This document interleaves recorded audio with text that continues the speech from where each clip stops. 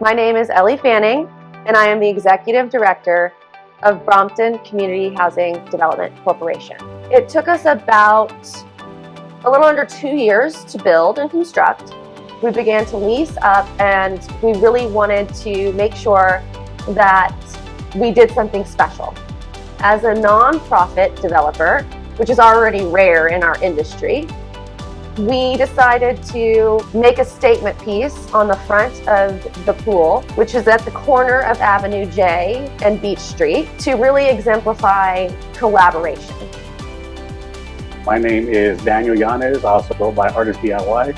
I would say when I started about 15 years ago, I included a lot of silhouettes into my pieces. It can really represent anybody. I really like that aspect of it.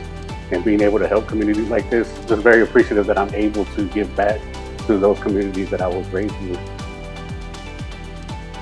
My name is Tashay Syed. What brought me to Avenue at Sycamore Park is me and my kids was homeless and we needed a place to stay. This mural, I thought it was impeccable, I thought it was beautiful, and I thought it would be a great experience to introduce to my children.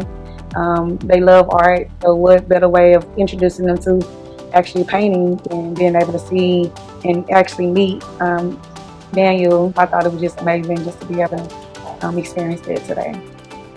I would also like to thank the City of Fort Worth, Texas Wesleyan University, our banking partner regions alongside TDHCA. I'd also like to thank Uplift Meridian and Daniel. Also, today's resident services, LLYP Studios. Thank you, everyone. There were plenty of people who played a part in the success and execution of Avenue at Sycamore Park.